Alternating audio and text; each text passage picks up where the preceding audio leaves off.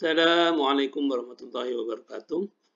Saat ini saya ada selaku eselon 2. Ini dalam rangka membuat tutorial merubah indikator kegiatan, program hingga hasil. Tetapi lebih dari itu saya akan tunjukkan apa saja yang bisa kita lakukan melalui akun eselon 2 ini di dalam perubahan Renja 2021. Baik, yang pertama pastikan kita betul berada di perencanaan RKPD 2021. Kalau keliru ya bisa mundar-mandir sendiri sebenarnya. Bisa diatur sendiri. Ya, ini karena sudah betul kita abaikan saja ya. Masuk seperti biasa ke Renja. Selanjutnya masuk ke perangkat daerahnya karena ini perangkat daerah saya. Kemudian pastikan ini nilainya ya saat ini. Jadi kalau kita tahu pago yang akan kita rubah adalah di sini nanti. Seperti itu. Ya. Baik teman-teman semua. Pertama kita masuk ke program atau kegiatan yang mau kita rubah. Saya mau masuk ke program saja dulu. Perencanaan dan pengendalian. Nah, ini dia sudah ada program perencanaan, pengendalian, dan evaluasi pembangunan daerah. Ini adalah kegiatannya sampai ke bawah. Kalau dengan akun eselon 2 ini, kita bisa melakukan perubahan di subkegiatan. Kali ini bisa, sebelum-sebelumnya sempat tidak bisa. Misal kita masuk ke penetapan. Ini ya, kita masuk ke klik garis 3 ini, ubah subkegiatan. Di sini kita bisa melakukan perubahan anggaran subkegiatan. Tapi tidak perlu saya eksekusi karena sudah dijelaskan waktu masuk sebagai eselon 3 tadi. Di sini kita juga bisa melakukan perubahan, menambah, mengurangi, mengatur targetnya dari 1 menjadi 5, itu bisa dilakukan. Ya, seperti itu dan seterusnya. Saya tidak berlama-lama di sini. Saya selanjutnya akan masuk ke kegiatan. Satu level di atasnya yaitu kegiatan. Ini adalah contoh kegiatan. Kegiatan penyusunan perencanaan dan pendanaan. Di sini misalnya ya, kita rubah. Di penjuru kanan ada tanda bolpen dan kertas. Diklik. Nah, di sini kita bisa melakukan perubahan. Pertama, kita rubah untuk memanggil indikator program dari RPJM, tinggal dipanggil ini.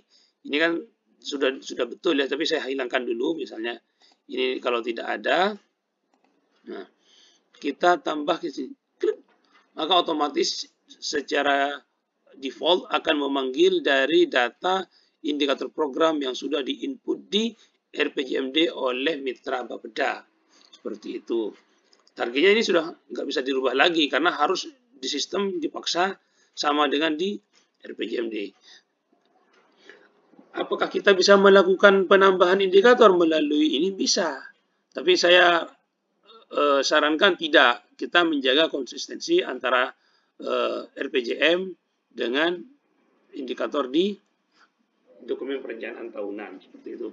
Tetapi khusus ADUM, ini mohon maaf ya, khusus ADUM, terutama misalnya yang di sekretariat daerah, ini bisa menambahkan karena defaultnya kita setting cuma satu indikator untuk program ADUM, maka bisa ditambah yang yang bisa menjelaskan indikator program kekhasan dari sekretariat daerah karena bukan cuma ada satu seperti itu, maka bisa ditambah sendiri di sini dengan menekan tombol ini tambah.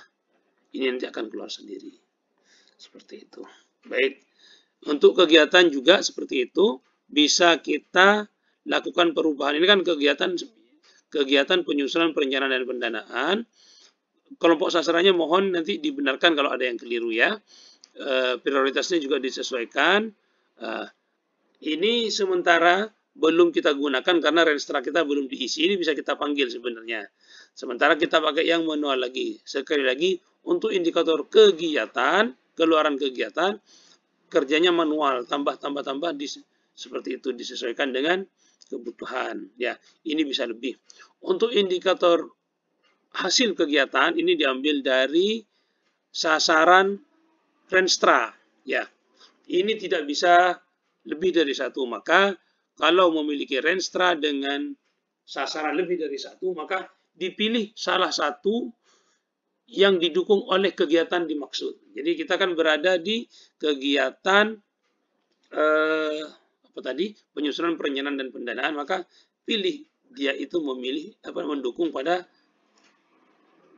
sasaran Renstra yang berapa, seperti itu. Dan jangan lupa untuk yang lebih dari satu indikator selalu sertakan huruf di depannya, A, B, C, D. Ini berlaku bagi seluruh indikator. Ya, sekali lagi, untuk yang lebih dari satu indikator, maka sertakan huruf seperti ini agar tampilannya bisa sesuai dengan yang ada, yang kita kehendaki.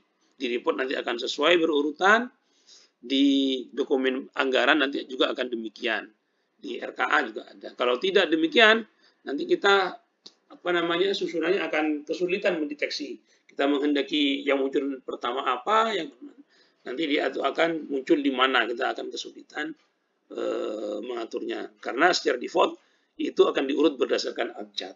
Seperti itu. Baik, itu saja barangkali tutorial yang bisa saya jelaskan mengenai perubahan indikator kegiatan program hingga hasil melalui SIPD menggunakan akun Eselon 2. Demikian, terima kasih. Sampai bertemu kembali. Assalamualaikum warahmatullahi wabarakatuh.